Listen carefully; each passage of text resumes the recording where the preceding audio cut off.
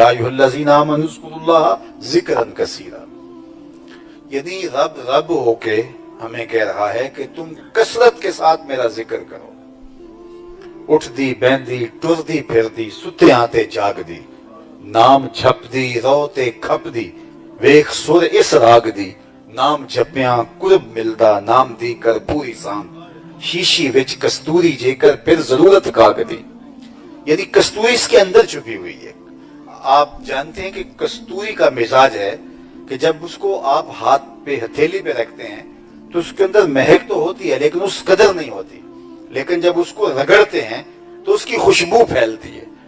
کستوری کا مزاج یہ ہے، اس کو جتنا رگڑا جائے اتنی پھیلتی ہے اس کی خوشبو۔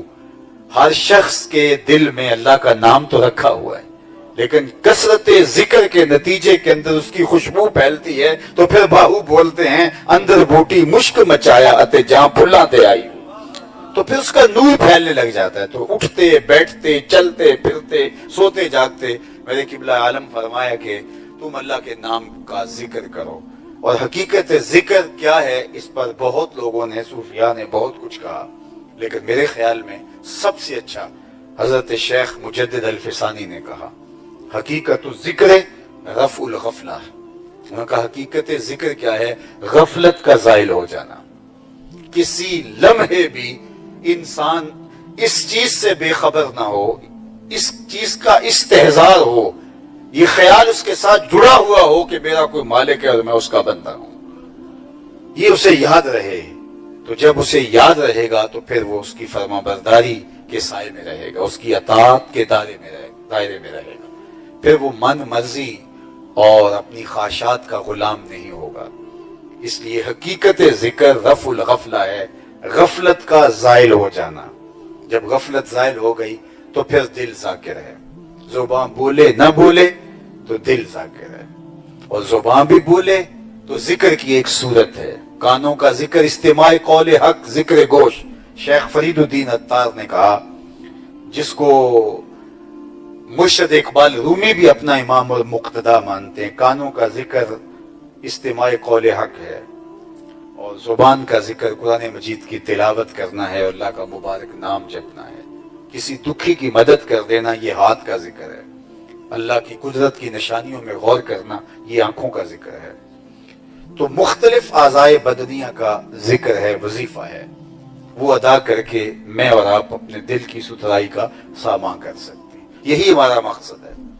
سر شام سے آپ یہاں بیٹھے ہیں، کوئی صبح سے آئے ہوں گے، کوئی ایک دن پہلے سے آئے ہوئے ہیں۔ کیا مقصد ہے یہاں آنے کا؟ یہی ہے میرا اور آپ کے آنے کا مقصد، کہ ہمارے دل کو نور ملے۔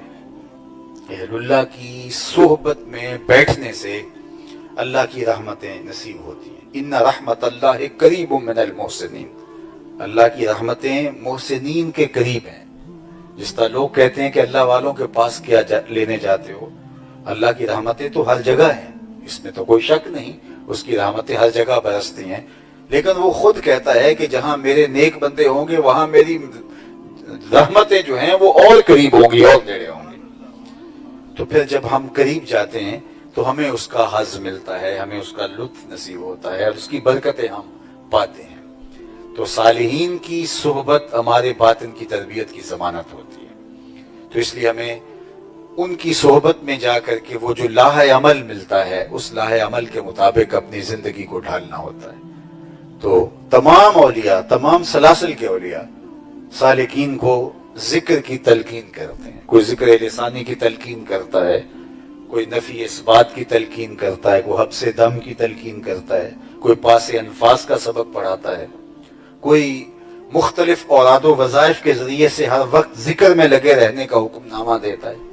تو تمام سلاسل کے اولیاء بزرگ اپنے آنے والوں کے تزکیے کے لیے اللہ کا ذکر تجویز کرتے ہیں۔ دوائی ایک ہی ہے، اور یہ اللہ نے قرآن میں بیان فرمائی کہ مقصود کیا ہے کہ تمہارا باطن ستھرا ہو جائے، اور باطن کی ستھرائی کے لیے نصاب کیا ہے؟ وَذَكَرَ اسْمَ رَبِّهِ، تم اپنے رب کا نام جپو، اپنے رب کے نام کا وظیفہ پڑھو۔ اللہ اکبر، فصلی، اور اس کے بعد دوسری بات ارشاد فرمائی، نماز پڑھو۔ نماز کی تلقین فرمائی گئی۔ نماز اللہ کی قربت کی ضامن ہے، वैसे नमाज को भी जिक्र कहा गया, आकिमिस्सलात लिज़िक्री, नमाज मेरे जिक्र के लिए कायम करो। तो ये भी एक सूरत जिक्र की है। और अल्लाह की सबसे ज्यादा गुरबत बंदे को जो नसीब होती है वो नमाज में होती है, बिलखुसूस सजदे में। अक्सा गायत तज़ल्लुल वल खुशू, इससे बढ़कर अल्लाह की कुर्बत का कोई और रंग नहीं है जो बंदे को सजदे में नसीब होता है। जब सजदे में कोई शख्स झुका होता है, उसे अगर पता चल जाए कि कितनी रहमतें उसके ऊपर बरस रही हैं, तो वो सजदे से सर ना उठाए, इतनी रहमतें अल्लाह उसके ऊपर नाजिल फरमा रहा होता है। तो इसलिए ये कभी नहीं हुआ कोई सूफी हो, कोई अहलुल्लाह का मानने वाला हो और उसने कोई मर्तबा हासिल किया हो तो वो जिक्र और नमाज के बगैर हासिल कर लिया, ऐसा कभी नहीं हुआ, तारीख में कोई मिसाल नहीं मिलती। तो उसको जिक्र और नमाज की बरकत से बातन की सुथराई नसीब मिलती है। निसाब दिया है मेरे अल्लाह ने। अब जब हम नेक और सालेह लोगों के पास जाते हैं तो उनकी सोहबत की बरकत से हमें ये दो तोहफे नसीब हो जाते हैं। जब अहलुल्लाह के पास होकर के जाते हैं, नमाज छोड़ने को जी ही नहीं चाहता। अल्लाह अकबर। मेरे वालिद गिरामी रहमतुल्लाह ताला अलैह से किसी ने कहा कि हजरत मैं नमाज पढ़ने की कोशिश तो करता हूँ, आरजू भी होती है, लेकिन सुबह जाग ही नहीं आती। तो फरमाने लगे अगर इरादा पक्का हो तो नींद नहीं आती, अज़्म मुसम्मम हो। तो फरमाते थे सुबह मंडी जाना हो तो जाग आ जाती है, कचहरियों में तारीख हो तो जाग आ जाती, तो नमाज के लिए जाग नहीं आती, इसलिए तुम्हारा इरादा मुसम्मम नहीं और पुख्ता नहीं था। जब अज़्म मुसम्मम हो तो अल्लाह मदद करता है, अल्लाह नुसरत फरमाता है, अल्लाह रास्ते देता है। दिल मैला हो गया, अब उसको साफ तो करना है। फरमाया वज़्ज़कर अस्मा रब्बिही फसल्ला, और अपने रब का नाम जपा और नमाज पढ़ी। यानी दिल की सुथराई के लिए, तज़किया बातिन के लिए अल्लाह का जिक्र है। जिक्र से दिल का जंग उतरता है, दिल सुथरा होता है। अल्लाह के महबूब अलैहिस्सलाम ने इरशाद फरमाया लिकुल्लि शैइन सिकाला व सिकालतुल कुलूब ज़िक्रुल्लाह, हर शय का जंग किसी न किसी चीज से उतरता है। लोहे को जंग लग जाए तो वो आप रेग मार से उतार लेते हो, कपड़े मैले हो जाएं तो साबुन से साफ कर लेते हो, तो दिल भी मैला हो जाता है तो वो कैसे सुथरा होगा। फरमाया वो अल्लाह का जिक्र उसको साफ करेगा। एक जगह पे कुरान मजीद की तिलावत का जिक्र आता है कि दिलों का जंग कुरान की तिलावत उतारती है। ये भी जिक्र की एक सूरत है।